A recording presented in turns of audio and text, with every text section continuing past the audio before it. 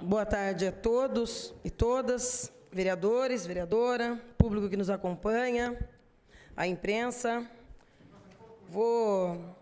Antes de entrar nos temas que eu trago para essa tribuna na tarde de hoje, eu quero aqui fazer um registro de uma grande perda que nós tivemos nessa semana, na verdade, neste final de semana, que foi o falecimento do Edivaldo de Souza, mais conhecido como Peixe, né? Filho do seu Alfredo e da dona Anaí, deixou 3 filhos e era um grande treinador. Uma pessoa muito envolvida com o futebol, sobretudo o futebol amador, dedicadíssimo, né? Trabalhou em várias escolas do município, várias escolas particulares, né? Estava, ultimamente, acho que, salvo engano, também auxiliando o Colégio São José, estava no BTC, foi treinador do meu filho, né? Que ficou também muito sentido com o falecimento do Peixe. Pedi, assim como outros vereadores, 1 minuto de silêncio hoje, na sessão em memória do Peixe, que fará grande falta ao esporte dessa cidade e que faleceu tão jovem, né? 45 anos apenas. Eu não poderia deixar de abordar aqui hoje, até porque já o fiz nas minhas redes sociais, e quando eu soube, através da nota oficial que a assessoria de imprensa da Prefeitura divulgou, acerca dos recursos do Fundeb, eu não poderia deixar de me posicionar. Eu o fiz nas redes, naturalmente, aqui é o espaço onde nós, parlamentares, podemos exercer o nosso papel de fiscalizar, de criticar, de sugerir, não é? De debater os grandes assuntos da cidade. Ora, nós tivemos um período muito difícil. Ano passado, esse ano, foi anos muito complicados para quase todas as profissões, né? Mas a área da educação, no seu sentido mais amplo, foi uma área muito atingida. A dedicação dos profissionais que atuam nessa área, dentro das unidades escolares, professores, servidores, foi um desafio. Foi um grande desafio. E foi, sobretudo, um desafio diante da ineficiência que sucessivos governos municipais, inclusive esse, têm de olhar para a educação com os olhos da prioridade. Então, nós, num período de pandemia, encontramos de tudo.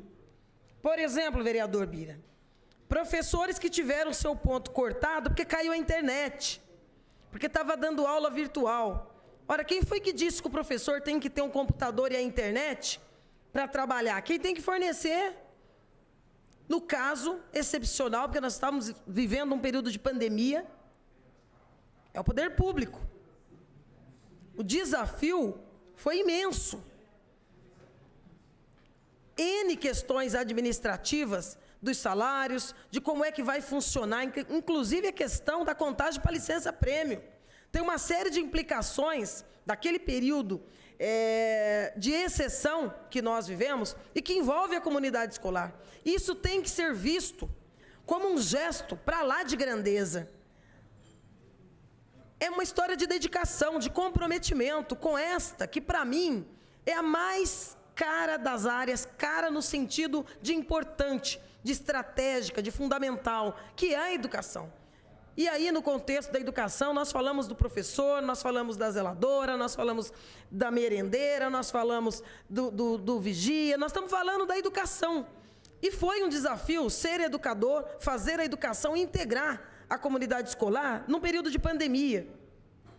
Os gastos com a educação, não vou dizer somente o percentual que deve ser gasto a título de salário, mas o total é para lá de questionável. Eu tenho dito aqui nessa tribuna, há várias e várias oportunidades, nos últimos meses, e tanto que chamei pela Comissão de Fiscalização e Controle, e deveria ter sido realizada há 3 semanas atrás. Fizemos uma reunião aqui da Comissão de Fiscalização e Controle, onde um dos assuntos eram os gastos da educação, sobretudo os recursos do Fundeb. Por quê? Porque nós somos constantemente procurados por diretores, professores, profissionais que atuam dentro das nossas unidades escolares para questionar critérios sobre compras e determinadas aquisições que parece que é somente para justificar o percentual. E está errado. Porque quando sobra é porque não gastou. E não gastou porque não discutiu, não debateu, não construiu coletivamente as saídas para se gastar a totalidade dos recursos, que para mim, inclusive, é pouco. Nós estamos falando de escolas que ainda não têm reservatório de água suficiente. Nós estamos falando de escolas aqui que ficaram literalmente inundadas, agora no período de chuva, impossibilitando qualquer profissional da área da educação de adentrar aqueles espaços, trabalhar, dificultando a permanência das crianças na sala de aula. Nós estamos falando de compras que não se justificam, por exemplo, de centenas de unidades de fogão, que inclusive nem são elétricos, aproveitando um certame que ainda estava na vigência. Para quê? Precisa gastar. Nós estamos falando de comprar um prédio na Zona Sul para se fazer uma escola municipal, sem discutir com a comunidade escolar qual que é a saída para isso.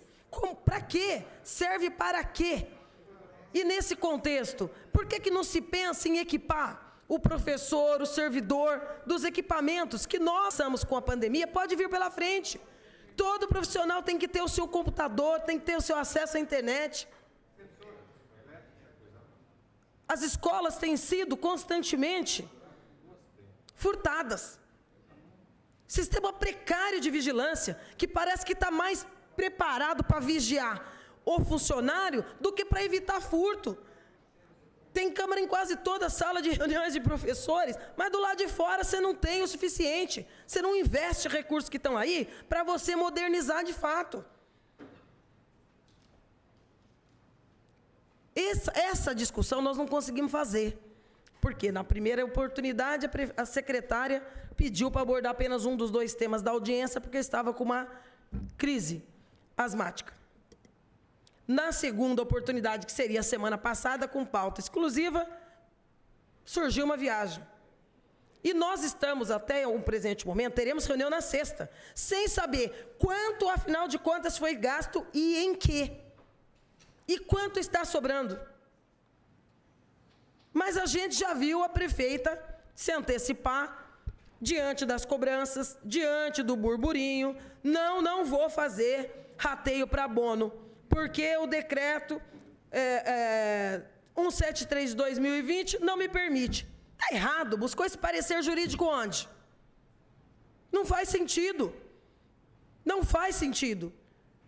Tem que debater, tem que conversar. A última vez que a cidade teve essa possibilidade foi em 2011, onde o prefeito, à época, mandou o processo 248 para casa, que virou PL 101, que autorizava o pagamento de abono aos profissionais da educação básica e servidores da rede municipal de ensino que se encontravam em efetivo exercício.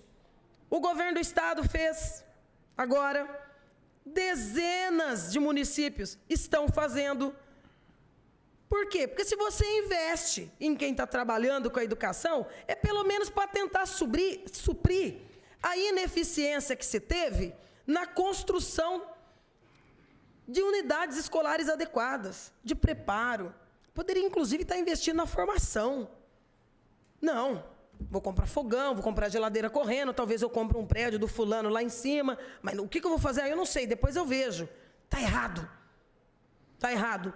Eu sei que tem posições que podem ser conflitantes, interpretações conflitantes. Eu até dialogava durante o intervalo com o vereador Meira, que também foi procurado por servidores no final de semana sobre esse assunto, em que pese pontuações do Tribunal de Contas, que pode ensejar dubiedade, o certo é, onde sobrou, os municípios mandou o projeto de lei para o Legislativo e fez o rateio e ofertou o abono para os servidores da educação.